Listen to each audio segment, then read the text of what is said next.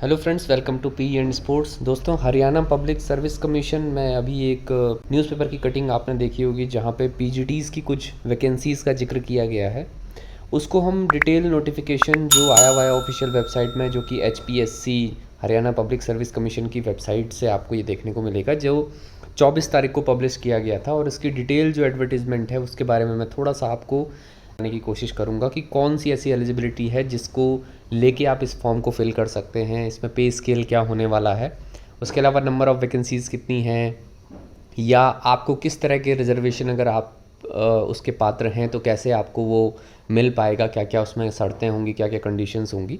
तो उस सब चीज़ों के बारे में जिक्र करेंगे। तो सबसे पहले अगर आप इस नोटिफिकेशन को देखें जो कि 24 जून 2023 को पब्लिश हुआ, उसमें फ़िज़िकल एजुकेशन में पीजीटी यानी कि पोस्ट ग्रेजुएट टीचर्स की जो है ये वैकेंसीज़ यहाँ पे आई हुई हैं। और वेबसाइट आप इसको देख सकते हैं जो कि hpsc.gov.in पे जाके आपको इसको देखने को मिलेगा। मैं इंपॉर्टेंट चीज़ों के बारे में यहाँ पे डिस्कस करूँगा, जो कि जैसे अगर हम सबसे पहले देखें तो हम डेट ऑफ कमेंसमेंट डेट की अगर हम बात करें तो सबसे पहले डेट ऑफ पब्लिकेशन, जैसा मैंने पहले ही बताया, 24 था।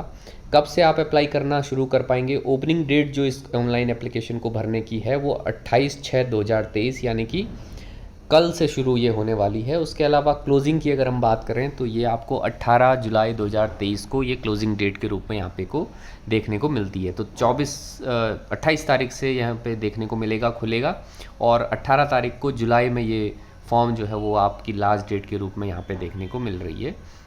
उसके अलावा अगर हम इम्पोर्टेंट चीज़ों के ऊपर देखें तो एलिजिबिलिटी के बारे में मैं बात करता हूँ। ऑनलाइन एप्लीकेशन आपको ये करना है, ये तो इसमें सीधी बात लिखी हुई है, 18 तारीख 11:55 ये रात को आपकी लास्ट डेट होगी।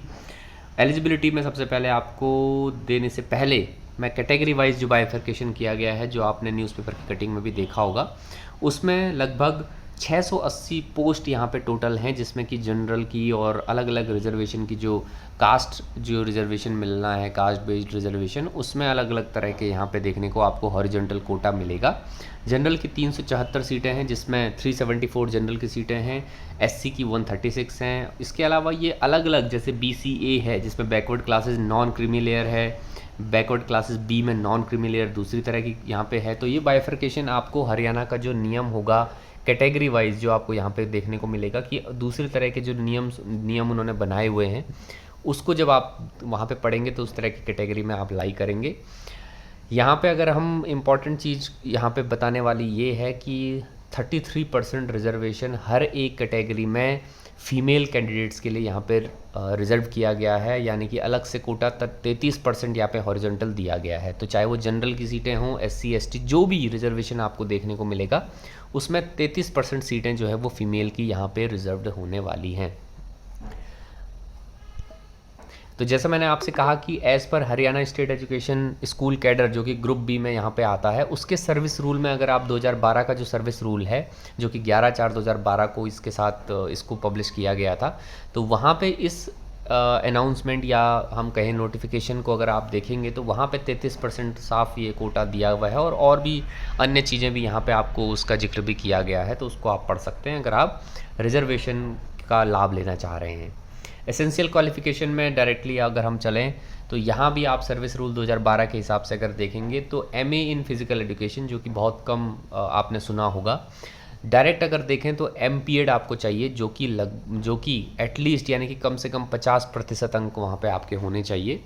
उसी के साथ साथ एमपीएड तो 50% अंकों के साथ चाहिए, लेकिन उसके साथ साथ आपको बैचलर ऑफ फिज़िकल एजुकेशन यानी कि बीपीएड या डीपीएड यानी कि डिप्लोमा इन फिज़िकल एजुकेशन, जो कि इसके बारे में भी आप कम जानते होंगे और कम लोग इसे करते हैं, या उसके इक्विवेलेंट अगर कोई डिग्री है किसी रिकग्नाइज्ड यूनिवर्सिटी से, तो वो वहाँ पर आपको पहली एलिजिबिलिटी के रूप में देखने को मिलेगी। यानी कि अगर सिंपल वर्ड्स में देखें तो एमपीएड प्लस बीपीएड या डीपीएड, और भी अगर जैसे बीपीईएस या कुछ और आपने किया है तो एमपीएड के साथ वो डिग्री आपकी वहाँ पे एलिजिबिलिटी में मान्य होगी, लेकिन एमपीएड में 50% आपको चाहिए। अब यहाँ पे एक बड़ी इंटरेस्टिंग चीज़ है एलिजिबिलिटी में, जहाँ पे एसेंशियल क्वालिफिकेशन में मैट्रिक विद हिंदी का यहाँ पे बड़ा जोर दिया गया है। अगर आपकी मैट्रिक में यानी कि 10th में या 10+2 में यानी कि 12th में अगर हम देखें तो हिंदी या संस्कृत में से कुछ और एक होना चाहिए, या 10+2 में या बीए एमए अगर आपने किया हुआ है तो उसमें भी कम से कम आपकी Hindi as one of the subject होना चाहिए। ये एक एसेंशियल क्वालिफिकेशन यहाँ पे रखा गया है। सर्टिफिकेट आपको चाहिए सी टेट, एस टेट यानी कि स्कूल टीचर एलिजिबिलिटी टेस्ट जिसे कहते हैं, जो कि आपने अगर हरियाणा का है तो एच टेट वहाँ पे दिया होगा। तो ये कंपल्सन यहाँ पे रखा गया है, जब एच टेट कराया होगा तो उसमें अगर आपने एच टेट की क्वालिफ़िकेशन आपके पास रखी गई है, पीजीटी की मैं बात कर रहा हूँ, तो वहाँ पे आप एलिजिबल ओनली तभी होंगे जब आपने एच टेट क्वालिफाई किया होगा या फिर एस टेट क्वालिफाई किया है। और कंसिस्टेंट गुड एकेडमिक रिकॉर्ड, ये तो चलो एक अलग चीज़ है जिसकी इंटरप्रिटेशन अलग तरह से की जा सकती है, लेकिन इंपॉर्टेंट चीज़ें ये ऊपर की हैं जिसमें MPEd plus MPEd with 50% at least plus BPEd और डीपीएड या बीपीएस भी हो सकता है। साथ ही साथ मैट्रिक में टेंथ में हिंदी हो या 12th में हिंदी या संस्कृत हो, या बीए एमए में भी आपकी कम से कम हिंदी वहाँ पे होनी चाहिए, तो आप यहाँ पे एलिजिबल माने जाओगे। डियर फ्रेंड्स, अगर हम स्कीम या पैटर्न ऑफ एग्ज़ाम के बारे में देखें तो यहाँ पे स्क्रीनिंग टेस्ट सबसे पहले करने वाले हैं। अब इसका थोड़ा सा इंपॉर्टेंट चीज़ ये मैं आपको बताऊँ कि यहाँ पे थोड़ा सा डिफरेंट तरीके से ये एग्ज़ामिनेशन यहाँ पे हरियाणा में लिया जाता है पीजीटी का, जिसमें सबसे पहले आपको स्क्रीनिंग टेस्ट देना होता है, जो कि 100 नंबर के एमसीक्यूज़ आपको देखने को मिलेंगे, जिसमें आपको 80% जो है वो टोटल क्वेश्चंस जो है वो मिल जाते हैं, जो कि कंसर्न सब्जेक्ट या उसका जो सिलेबस यहाँ पे दिया गया है वो आपको देखने को मिलते हैं, और रिमेनिंग जो होंगे वो आपके एजुकेशनल साइकोलॉजी से देखने को मिलते हैं। तो 20% बेसिकली वो होंगे। तो ये जो एमसीक्यूज़ हैं जिसमें ये पूरा सिलेबस एक तरह से लॉजिकल रीजनिंग या एनालिटिकल एबिलिटी जितनी भी चीज़ें हैं उनसे रिलेटेड यहाँ पे क्वेश्चंस आएंगे। टाइम ड्यूरेशन होगा 2 घंटे का, टोटल मार्क्स होंगे 100 नंबर का। यहाँ पे आपको नेगेटिव मार्किंग भी रहेगी, जहाँ पे 1/4 मार्क्स जो है वो डिडक्ट किए जाएंगे एक क्वेश्चन के गलत होने पे। हिंदी और इंग्लिश दोनों लैंग्वेज में आपको एग्जामिनेशन पेपर मिलेगा। मिनिमम 25% होने के साथ यहाँ पे 4 टाइम्स कैंडिडेट्स को स्क्रीनिंग टेस्ट से क्वालिफाई कराया जाएगा, यानी कि टोटल नंबर ऑफ पोस्ट जितनी है उसके 4 गुने जो है वो कैंडिडेट यहाँ से स्क्रीनिंग टेस्ट से सब्जेक्ट नॉलेज टेस्ट के लिए पास किए जाएंगे। ये इसमें आपके जितने भी मार्क्स आएंगे वो आपके फाइनल जो है वो मेरिट में नहीं गिने जाएंगे, यानी कि सिर्फ ये स्क्रीनिंग टेस्ट है जिसमें आप सब्जेक्ट नॉलेज टेस्ट के लिए पास हो पाओगे और 4 गुने यहाँ पे लेके जाएंगे। स्क्रीनिंग टेस्ट के बाद अगर आप वहाँ क्वालिफाई करते हो तो सब्जेक्ट नॉलेज टेस्ट मिलेगा, जो कि 3 घंटे का होगा। टोटल मार्क्स 150 नंबर के होंगे, वो भी हिंदी और इंग्लिश दोनों में जो है यहाँ पे कराया जाएगा। इंटरव्यू, क्योंकि नेक्स्ट जो स्टेज है वो इंटरव्यू होने वाला है, तो नंबर ऑफ़ कैंडिडेट जो है वो 2 गुने होंगे, यानी कि 2 टाइम्स अगर 300 आपकी वैकेंसीज़ हैं, और पर्टिकुलर हर एक क्राइटेरिया हर एक रिजर्वेशन पे लगेगा, यानी कि अगर एससी की 40 पोस्ट हैं तो 40 के हिसाब से यहाँ पे पहले 4 गुने हो जाएंगे, 160 भेजे जाएंगे सब्जेक्ट नॉलेज टेस्ट के लिए, और इंटरव्यू के लिए 2 गुने यानी कि सिर्फ 80 वहाँ पे रह जाएंगे, यानी कि 40 × 2 करके 80 वहाँ पे नेक्स्ट स्टेज इंटरव्यू के लिए भेजे जाएंगे। तो यहाँ पे कट ऑफ मार्क्स कम से कम 35% होना चाहिए। अगर 35% में आप नहीं हो और फिर भी आप 4 गुने या 2 गुने के अंदर आ रहे हो, 2 गुने के अंदर आ रहे हो, तो वहाँ पे आपको एलिजिबल नहीं माना जाएगा, और नेक्स्ट स्टेज यानी कि इंटरव्यू या वाइवा वो उसके लिए आपको क्वालिफाई नहीं माना जाएगा। टोटल वेटेज जो है सब्जेक्ट नॉलेज का रखा गया है 87.5%।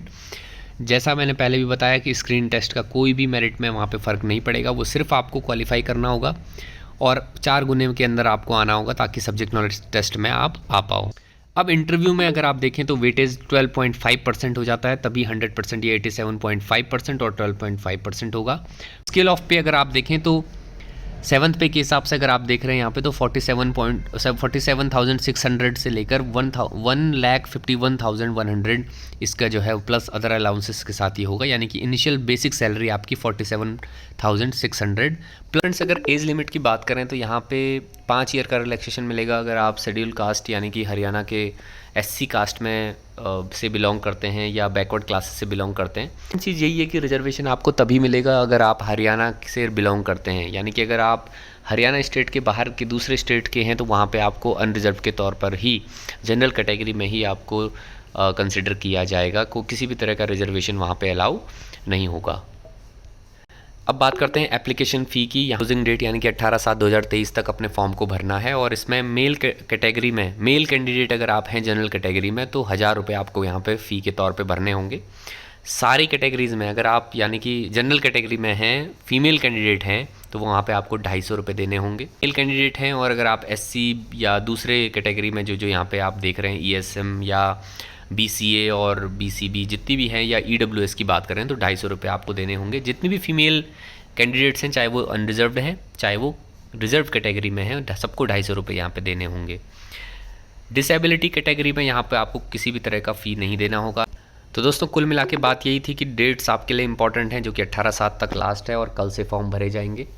उसके अलावा फ़ीस की बात मैंने कर दी, एलिजिबिलिटी जो है वो मैंने आपको बता दिया है। अब बात अगर सिलेबस की करें तो यहाँ पे आपको डिटेल्ड सिलेबस दिया गया है। फिजिकल एजुकेशन का पूरा सिलेबस यहाँ पे है, जिसमें आपको यूनिट 1, यूनिट 2 में इस तरह से फिजियोलॉजी और कुछ स्पोर्ट्स मेडिसिन के टॉपिक्स हैं। यूनिट 3 में आपको किनेसियोलॉजी से रिलेटेड यहाँ पे देखने को मिलेगा। यूनिट 4 में आपको साइकोलॉजी और लर्निंग जितनी भी चीज़ें हैं या मीडिया से रिलेटेड आपको यहाँ पे देखने को मिलेगा।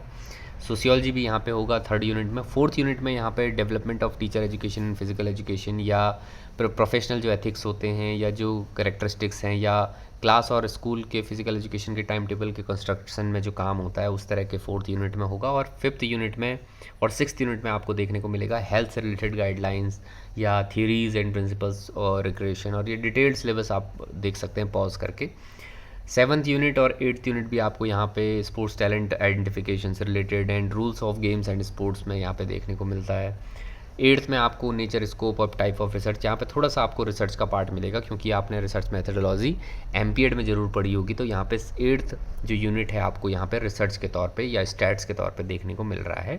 9th में आपको टेस्ट एंड मेजरमेंट यहाँ पे मिलेगा और 10th यूनिट आपके लिए कॉन्सेप्ट ऑफ मैनेजमेंट और जितनी भी मैनेजमेंट से रिलेटेड जो थियरीज़ हैं, प्रिंसिपल्स हैं, वो देखने को मिलेंगे। तो ये कुल मिला के ये पूरा सिलेबस यहाँ पे हरियाणा जो स्टेट एलिजिबिलिटी टेस्ट पास अगर आपने किया है और आप पीजीटी के लिए यहाँ पे अप्लाई कर रहे हैं, इस फॉर्म को भर रहे हैं, तो यहाँ पे आपके लिए ये पूरा सिलेबस दिया गया है। तो फिलहाल इस वीडियो में इतना ही। डिटेल्ड वीडियो ये आपके लिए था। जितनी भी चीज़ें, कोशिश ये थी कि बहुत बड़ा एडवर्टाइजमेंट है, बहुत सारी शर्तें, बहुत सारी कंडीशंस और बहुत सारे नियम यहाँ पे हैं, लेकिन इंपॉर्टेंट चीज़ एलिजिबिलिटी, एज क्राइटेरिया, रिजर्वेशन से रिलेटेड अगर आप सिर्फ हरियाणा के हैं तो ही आपको रिजर्वेशन मिलेगा, ये इंपॉर्टेंट चीज़ है। उसके अलावा फ़ी, एप्लीकेशन फ़ी कितना आपको पड़ेगा और सिलेबस, ये इंपॉर्टेंट चीज़ ये थी। और एग्ज़ाम पैटर्न कैसा होगा, ये 5-6 चीज़ों पे मैंने इस वीडियो को यहाँ पे बनाने की कोशिश की है। इंपॉर्टेंट चीज़ें अगर कोई और रह गई हों और कोई क्वेरी अगर आपकी हो तो हम कोशिश करेंगे कमेंट बॉक्स में आप लिखें और वहाँ हम उसकी क्वेरी को रिजॉल्व करने की ज़रूर कोशिश करेंगे। वीडियो पसंद आ रहा है तो लाइक ज़रूर करना है आपको और चैनल को सब्सक्राइब करें ताकि आगे आने वाले जॉब से रिलेटेड नोटिफिकेशन आपको और मिलते रहें। फ़िलहाल के लिए इस वीडियो में इतना ही। बहुत बहुत धन्यवाद।